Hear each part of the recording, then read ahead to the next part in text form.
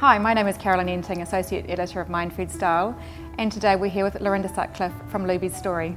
Hi Lorinda. Hi Carolyn.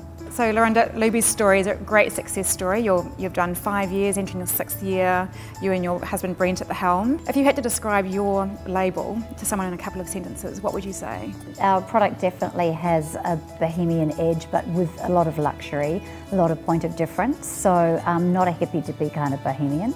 We really focus on beautiful colours, beautiful prints, lots of embellishment, all exclusive fabrics, a lot of natural fibres, but very customer focused, so hard-working garments that multitask through the day, that with a quick change of accessory you can go from day to night, and clothes that make women feel comfortable and beautiful. We focus a lot on our collections being very coordinated in terms of being able to buy a piece and add to it through the season and always have looks that you can easily pull together. So Lorinda, you're originally from Australia but you've made your home in New Zealand. Yes. What originally made you cross the ditch? Well, I was actually headhunted by a company, New Zealand company, and at the time, you know, I was looking for sort of the next move in my career, even though I was quite young. And the opportunity that was presented was a fantastic opportunity and packaged up very appealingly. And I really thought, great, you know, I can't go past this for a career move for a couple of years. A bit of an adventure. I was going out with someone at the time who was very happy to come with me, so I thought, okay, you know, it'll be a little bit of a working, not a working holiday, but it'll be the opportunity to work and live in a different country. It was a great opportunity for my career. It was a very good, you know, financial opportunity for me. Never intended to stay. Now, you spent 20 years at the helm of a very successful fashion label or stable that was called High Society. That's right, and they had a stable of labels and you were like the creative force behind that. That's right, yeah. And I also know that 5 years ago your job was let go, Yes. as a lot of companies, is happening in a lot of companies these days. Yeah. And you have been quite vocal in saying at the time you did suffer quite a confidence knock at that time. Yes. How did you pull yourself out of that? I relied heavily, of course, on friends and family. My husband Brent was in the rag trade before we went into business together in menswear. So he really kind of knew a lot about what I was doing, a lot about the industry. He was an amazing kind of rock and support, but more than just that, really encouraged me to kind of go on and do what we now are doing together. So I drew a lot, I guess, from within myself and my own inner strength and resilience. And I am a resilient person. I'm a fighter. You know, I've got a strong sort of sense of self, and I just looked deep and found that, but also got that real fire in my belly to prove that I wasn't washed up or I wasn't stale, and I did have what it took to make something else successful. It's fantastic. Yeah. So in essence you turned it into a positive, and absolutely. Loobies Story has a wonderful feel-good factor. How do you translate that feel-good factor into your collections? It's really evident. It's colour, it's print, it's a feeling of freedom, nothing's too uptight, we don't take ourselves seriously. We do very little black. We don't do any black in summer at all. And you know, it's feel good. As I say, it's colour and it's pretty and it's feminine, it's uplifting, and you know, we try to sort of celebrate all those things. As I say, don't take ourselves seriously. There's nothing dark and serious, intelligent. We're quite anti a lot of kind of the way, you know, what a lot of Kiwi brands are known for. We're sort of almost the antithesis of that.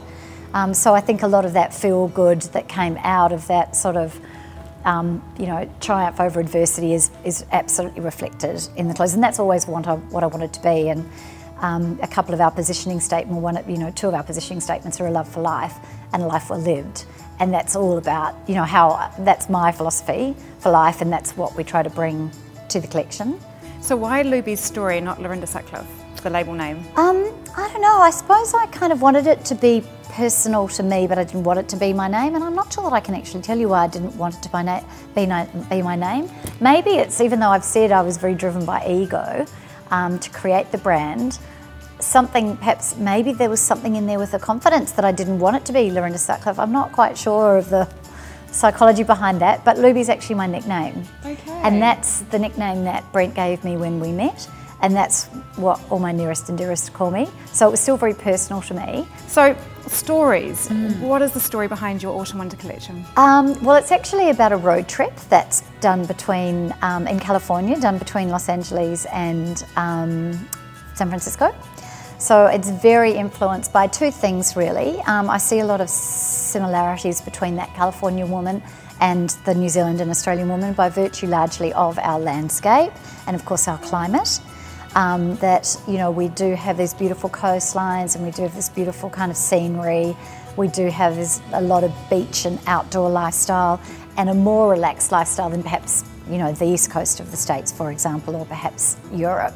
So I find, you know, there's quite strong similarities there with the way we live. Can you sort of explain your creative process? So we start with doing a lot of analysis. What worked, what didn't work so well, what do we need more of, what's our strength, etc. And then we look at, you know, what we're feeling, the love for that, what I've been inspired by or influenced by, so maybe where I've travelled, or usually almost always where I've travelled. And then we look at, you know, we do a lot of research around that so I can bring the design team into, because they didn't go with me, so I can bring them into where I'm feeling. And then we start looking at the prints and print directions. Our prints is our core. And then we build our colour palettes from that. Not until we've got our prints and our colour palettes bedded down that we actually start designing into those prints or those fabrics. So we definitely don't say, okay, we want to do this shape and we want to do this shape and we want to do this shape, what fabric are we going to use? We definitely start with print inspiration, colour inspiration, mood and a feel, and then go, right, what are we seeing for that? And then we just keep building on that. And as I say, it's very planned, and if something comes in that's not going to work in the colour palette, then we change the colours in the print, or we lab dip more colours so that it can come in to the collection. So we keep it very tight, and we analyse all the time. We come to the other members in the team, so the girls in admin and the girls in marketing and the girls in finance, Brent and his assistant, we talk to everybody in the business and get their feedback. So it's it's very much a slow work in progress of always kind of analysing and feeding in. But at the same time, you know, we're quite open if something new comes into the option and we think it's fantastic. We'll often pop something in at the last minute. And funnily enough, those things that you haven't planned all that well often actually end up being really good.